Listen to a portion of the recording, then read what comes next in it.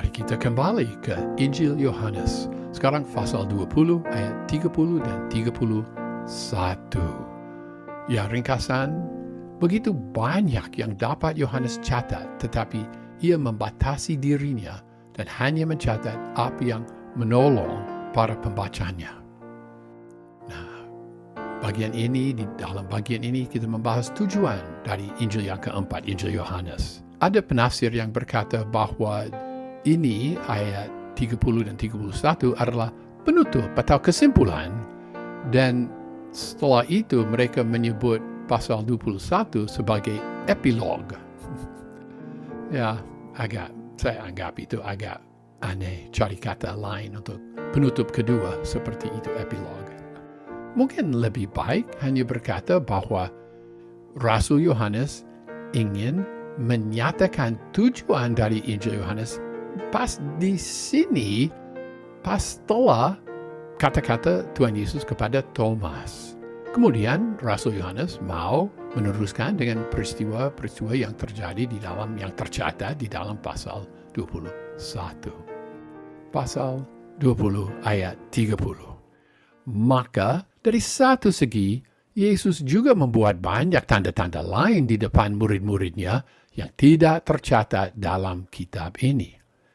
Terjemahan ini dimulai dengan kata maka karena dalam bahasa Yunani ada kata kata maka, kata oleh karena itu, Juga di ayat ini ada dari satu segi, dan di ayat berikut ada dari segi yang lain. Karena di ayat ini ada kata men, Yunani men, dan di ayat berikut ada kata de. Kombinasi men, de, membawa arti dari satu segi, dari segi yang lain. Men, de.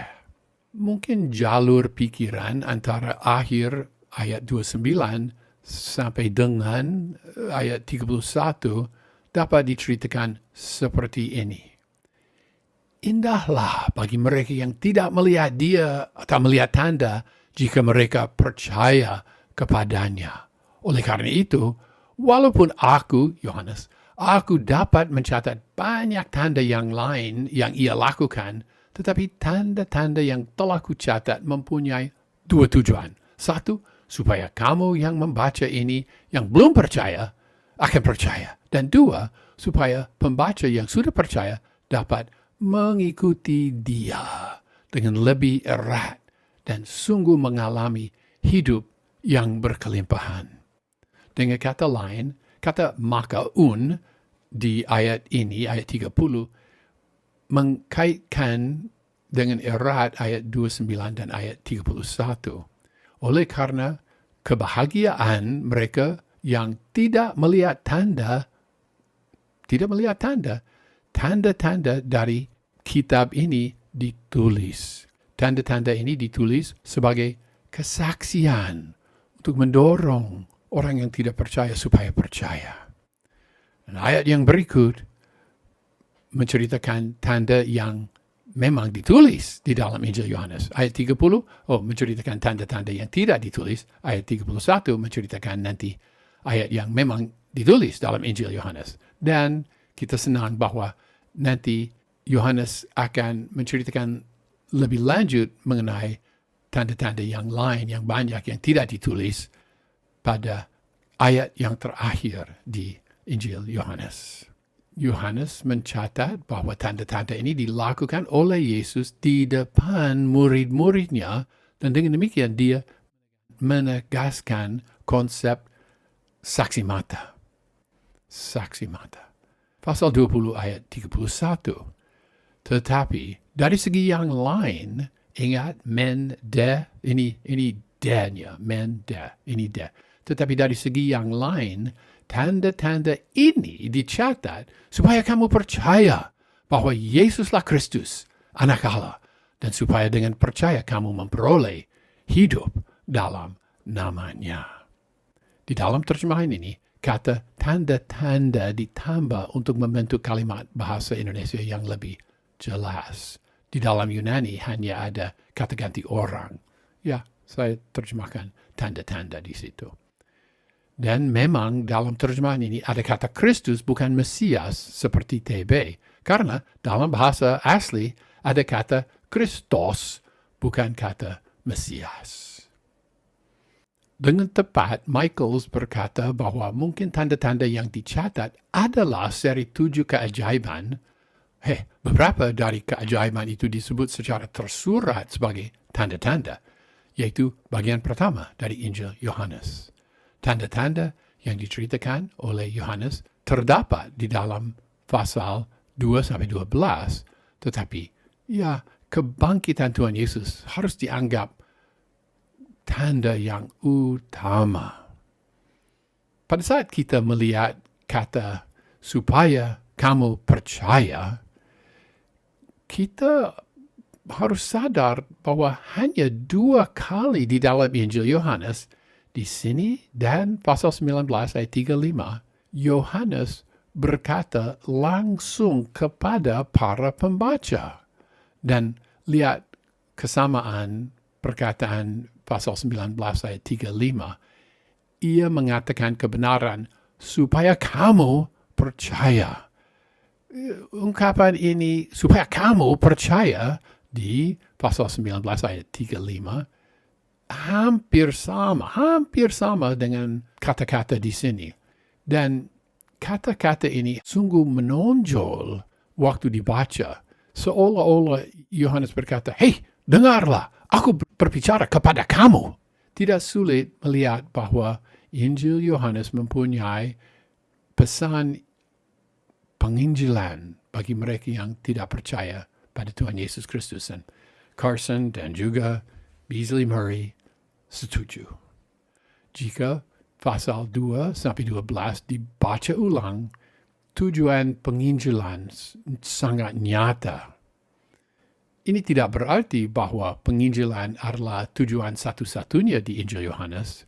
Kita melihat nanti diskusi yang berikut mengenai bagian kedua dari ayat ini yang memberi kesan bahwa Injil Yohanes juga ditulis supaya kita yang sudah percaya dapat dikuatkan.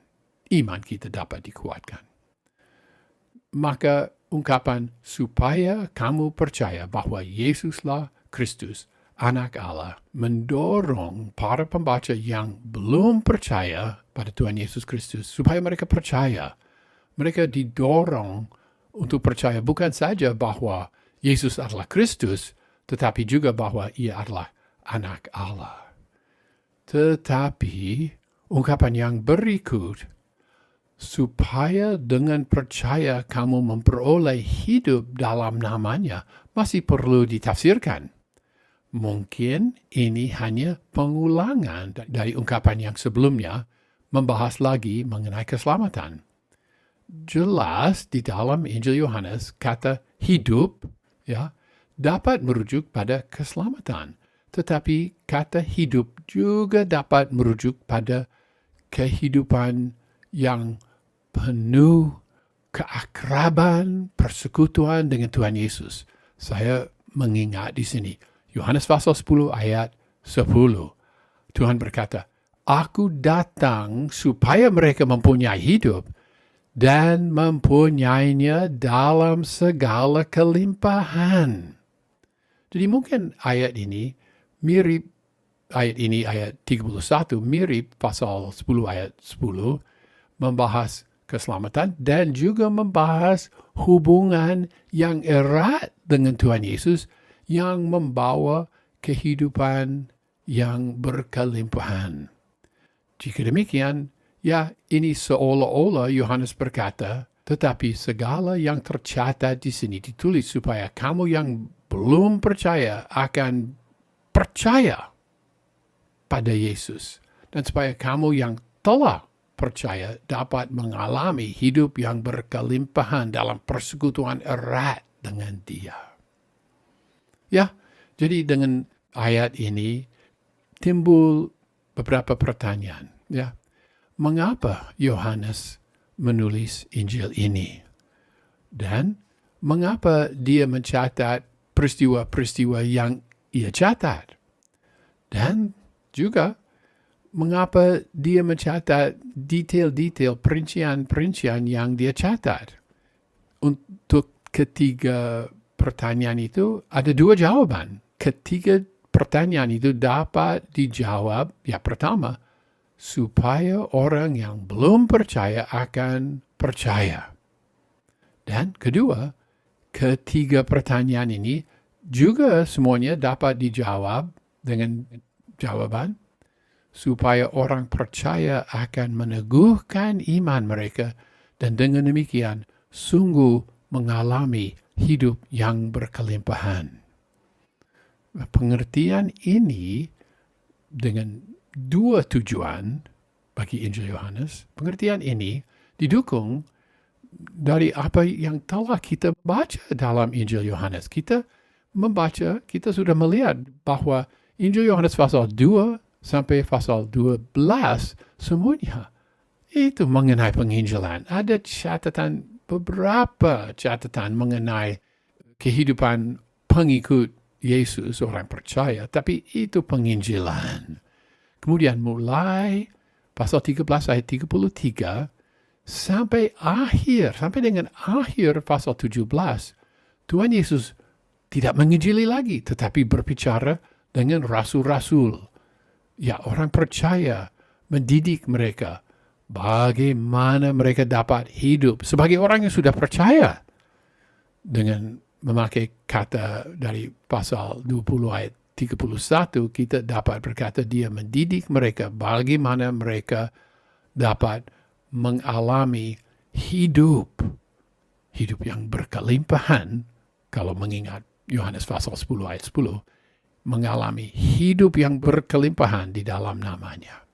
Pemahaman ini dari Yohanes pasal 20 ayat 31 juga didukung dan diilustrasikan dari firman yang berikut, karena di dalamnya para murid hanya menghabiskan waktu. Tetapi sesaat mereka tahu bahwa Yesuslah di situ. Mereka mengalami kehidupan yang berkelimpahan, yang diilustrasikan, yang digambarkan dengan begitu banyak ikan yang ditangkap.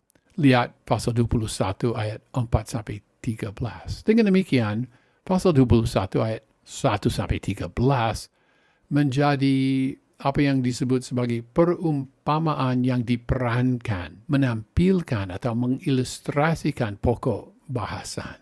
Maka lebih baik memahami bahwa ungkapan supaya kamu percaya bahwa Yesuslah Kristus, Anak Allah, adalah suatu pesan kepada para pembaca yang belum percaya, supaya mereka percaya.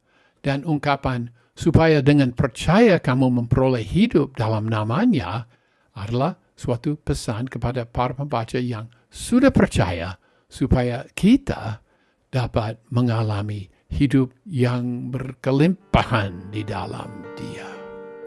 Ya, kesimpulanlah, begitu banyak yang dapat Yohanes catat, tetapi ia membatasi dirinya hanya mencatat apa yang menolong para pembaca yang belum percaya supaya percaya, dan juga menolong para pembaca yang sudah percaya supaya mengalami hidup yang berkelimpahan.